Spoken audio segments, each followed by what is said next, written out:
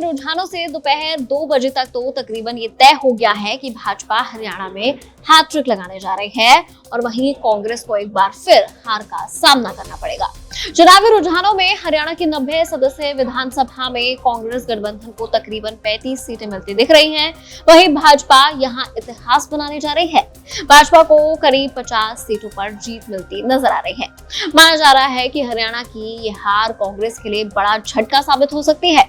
राजनीतिक जानकारों की माने तो इसका असर आगामी महाराष्ट्र, झारखंड विधानसभा चुनावों पर पड़ सकता है। भाजपा की जीत और कांग्रेस की हार से कैसे आगामी चुनाव प्रभावित हो सकते हैं, चलिए समझते हैं।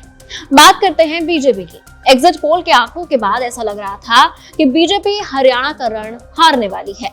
अगर ऐसा होता तो लोकसभा इलेक्शन में जो हरियाणा में बीजेपी को नुकसान हुआ था उसके बाद नैरेटिव और खराब हो जाता, लेकिन ऐसा नहीं हुआ। नतीजे कुछ और ही सामने आए। बीजेपी अपने दम पर सरकार बनाने जा रही है। बीजेपी से बागी हुए नेताओं का भी पार्टी पर कुछ खास असर नहीं पड़ा।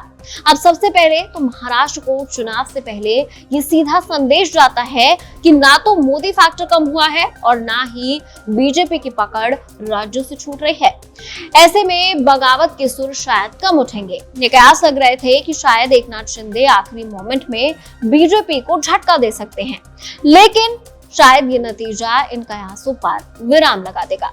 हालांकि दिल्ली चुनाव का इस पर कोई खास असर नहीं पड़ेगा, क्योंकि यहाँ आम आदमी पार्टी की स्थिति हरियाणा से काफी अलग है।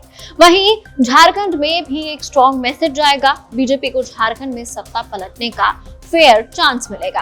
अब बात करते हैं राहुल गांधी की। हरियाणा का रण जीतना कांग्रेस के लिए भी उतना ही जरूरी था।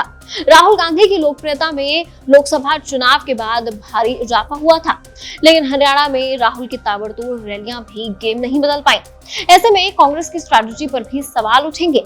है अब ओवरऑल पिक्चर जो सामने आएगी उसके बाद इन चुनावों का आगामी चुनावों पर क्या असर पड़ता है, ये देखने वाली बात रहेगी। फिलहाल इस वीडियो में इतना ही। देखते रहिए एबीपी लाइव।